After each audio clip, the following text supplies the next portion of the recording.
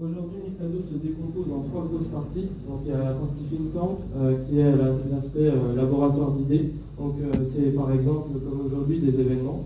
C'est également aussi des observatoires pour, on va dire, capitaliser des connaissances et diffuser ensuite derrière des articles d'éveil technologique.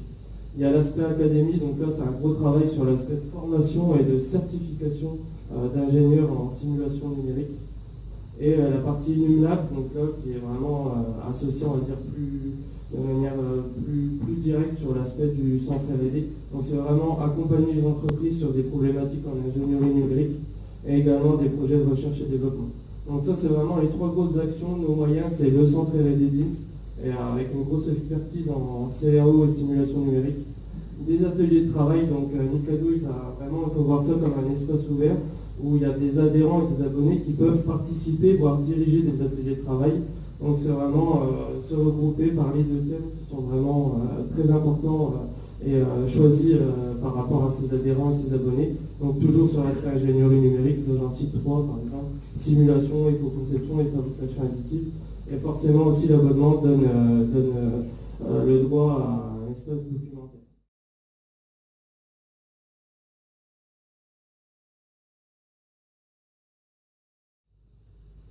Donc là, on va passer vraiment sur l'aspect d'optimisation numérique.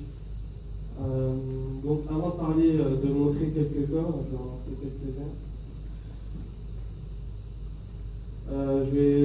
Donc là, c'est un récapitulatif des trois grosses optimisations qui existent et que nous utilisons. Donc les trois grandes catégories. Optimisation paramétrique. On va venir optimiser des choses bien précises avec des paramètres connus. Donc par exemple une épaisseur, un rayon. L'optimisation géométrique, où là on va vraiment venir modifier les frontières d'une pièce. Donc j'ai mis deux exemples. Ici, ce que vous voyez, c'est vraiment un levier, on va dire basique, avec une certaine sollicitation. On est venu sélectionner la partie en rouge que vous voyez. Et par rapport à cette sollicitation, on a demandé au logiciel, à l'algorithme, de vraiment diminuer au maximum les contraintes de volumineuse subies par la pièce. Et grâce à vraiment l'aspect d'optimisation, on voit que la frontière du levier va venir se modifier pour vraiment changer de courbure et atténuer l'aspect de contrainte. À savoir que c'est très intéressant, on peut vraiment, là où on voit que c'est un levier, on imagine qu'il y a un environnement tout autour. On peut par exemple mettre des limites sur les frontières et vraiment pas avoir l'aspect de contact, vraiment prendre tout dans son environnement. Bon, après là on a quelque chose de très basique, c'est pareil, c'est un cas d'étude sur l'aspect d'optimisation ici, simplifié en 2 dimensions avec l'aspect de pression à l'intérieur d'une cuve et venir pareil modifier les frontières. Bon, on peut mettre des règles par exemple de symétrie, là on voit qu'il y a la génération de l'optimisation par rapport à la symétrie qui est prise en compte. Et l'optimisation topologique, donc sans trop rentrer dans le détail, c'est la répartition au mieux de la matière selon la sollicitation. C'est pareil, il y a des règles métiers qu'on peut incorporer avec des directions de démoulage, etc.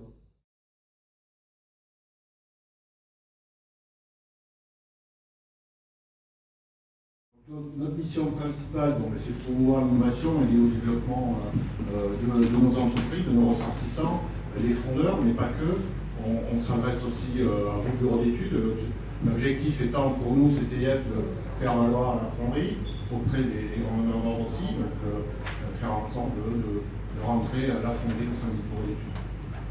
Donc c'est pour ça, et je vous montrerai aussi des développements qu'on a pu faire sur ce sujet. Nos grands métiers, 3 grands métiers, donc le conseiller ingénierie, donc là on va traiter des problématiques bureau d'études développement, des problématiques méthodes, procédés, bien sûr des problématiques de métallurgie, donc au travers de l'axe privé et collectif, c'est ce qui fait aussi notre particularité, parce que vous savez qu'on fait de la recherche collective financée, et qui vous est reversée essentiellement aux ressortissants, aux fondeurs. Des essais, bien sûr, essais de laboratoire, donc les aspects métallographie, essais physiques, mécaniques, et essentiellement SMD, c'est 3 grands axes, côté labo, et bien sûr on a des méthodes de formation, donc là, les formations en intra ou inter-entreprise, du programme qui sont préétablis ou des programmes donc, en fonction de vos problématiques. Voilà. On va laisser l'aperçu rapide du CTIF.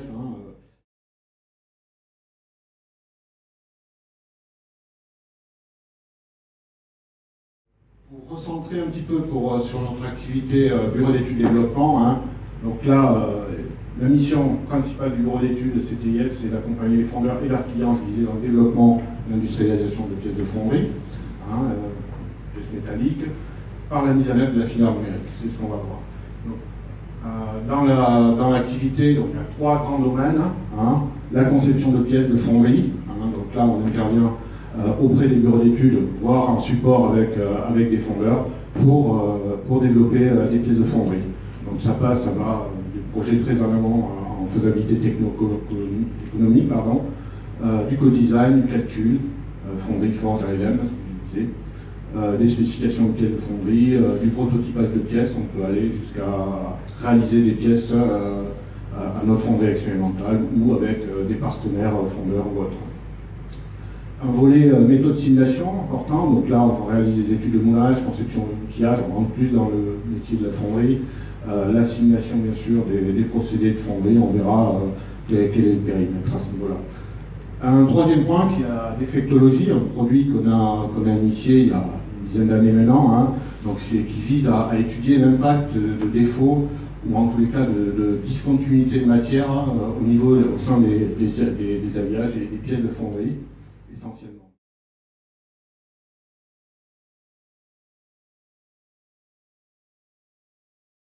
L'activité fonderie aujourd'hui, FMGC est la seule fonderie dans le groupe, on représente à peu près 25% du chiffre d'affaires.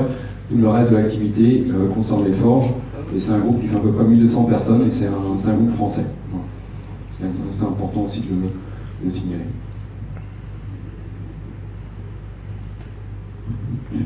Voilà, donc quelques points, quelques grandes lignes sur FMGC. Donc on est situé donc, à Châteaubriand. Chiffre d'affaires de l'ordre de 56 millions. Donc là les chiffres sont ceux d'il y a 2 ans. On a terminé l'exercice comptable à fin mars. On n'a pas encore actualisé toutes les données. Mais on est sensiblement sur le même niveau. Côté production, on a terminé l'année à fin mars avec 72 000 tonnes également. Donc on est maintenant sur un niveau stabilisé. Donc 72 000 tonnes de contrepoids. Et on a une capacité de l'ordre, enfin là c'est indiqué 110 000 tonnes, on a une capacité de l'ordre de 110 000 tonnes à peu près, 100 000 tonnes de contrepoids. Donc on recycle la matière, donc on reçoit la plupart des ferrailleurs, que ce soit locaux, régionaux et nationaux dans certains cas, des chutes d'acier, donc des restes d'acier, donc qui reviennent des déchetteries, des restes de voitures, des restes de bâtiments, etc. Notre marché principal, donc c'est du contrepoids, donc là vous avez un peu les différents logos. Donc on va être beaucoup sur de la grue mobile, donc là c'est un marché allemand, donc on a parlé de Liebherr tout à l'heure. Liebherr c'est notre plus gros client aujourd'hui, enfin, c'est un des plus grands fabricants au monde de grue mobile et c'est un de nos gros clients pour lequel on fait 25 000 tonnes de contrepoids à l'année, sur les 60 ou 70 000 tonnes qu'ils consomment. Donc la grue mobile, la grue sur chenille, chariot élévateur, donc le pictogramme en haut à droite, donc pour des clients comme Toyota, Manitou, Hyundai, le groupe Kion. On fabrique également des pièces pour les chargeuses, quelques masses de tracteurs et également quelques quilles de bateaux. Donc ça c'est un peu le développement sur l'énergie marine renouvelable pour montrer qu'il peut y avoir différentes solutions avec à chaque fois une solution de lestage. Donc vous allez retrouver des éoliennes flottantes, des hydroliennes, donc le pictogramme du milieu en haut. Donc la protection de câble c'est plus la partie du bas.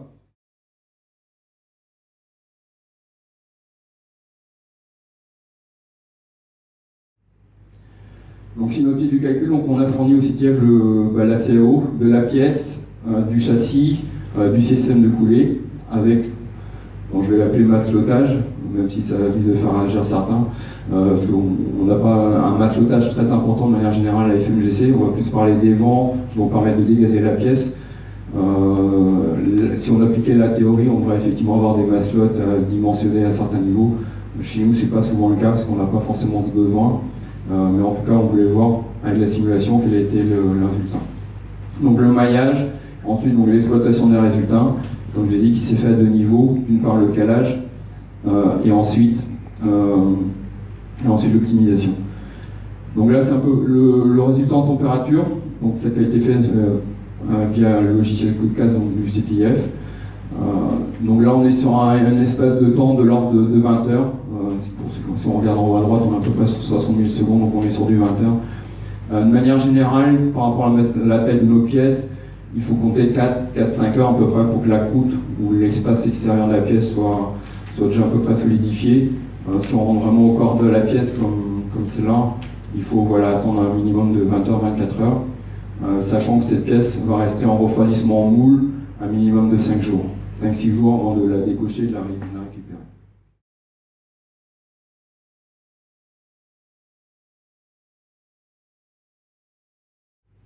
Donc la boucle méthode, on va tout d'abord la partie CAO, donc ça va être la conception de la pièce. Donc on peut partir soit d'une pièce usinée du client pour réaliser le brut.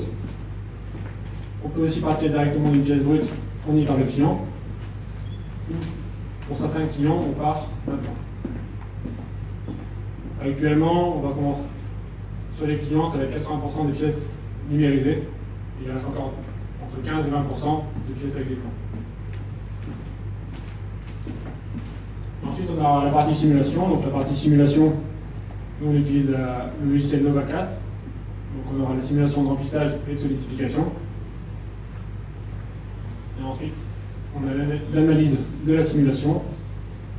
Et si on a des modifications à faire sur la simulation, on peut la faire avec Patchon. Donc plus précisément la boucle numérique. Donc pour le fichier CAO, on travaille en modèle 3D. Donc on peut faire modification de forme de pièce, modification de massetage, remplissage, et on peut également créer des formes de pièces.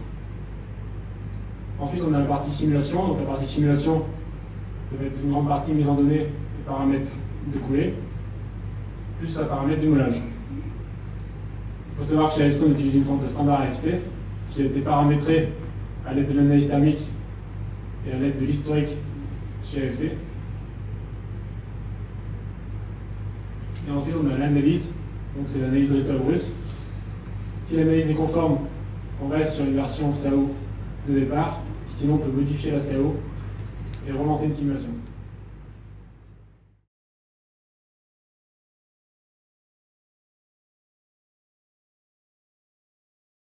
Donc là, on aura la simulation de remplissage de la pièce. Donc on voit qu'on est bien homogène en termes de remplissage. Et ensuite, on aura la solidification de la pièce. On va la voir plus en détail par la suite.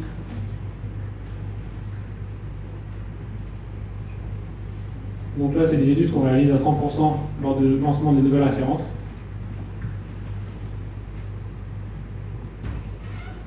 Donc on peut voir que les 5 pièces sont vraiment en remplissage homogène. Donc la pièce du bas par rapport à la pièce du dessus, on est au même niveau. Ensuite, on a la solidification. Donc la solidification va permettre de déterminer si on n'a pas de zone liquide isolée, qui pourrait entraîner un défaut de type rotation. Et pour ce type de pièce-là, soumise à une pression, on aurait des risques de fuite lors de l'utilisation de la pièce. Donc là, on peut voir ici différentes coupes, à différents moments de la solidification de la pièce. Ça va permettre de déterminer si on a une zone de liquide isolée.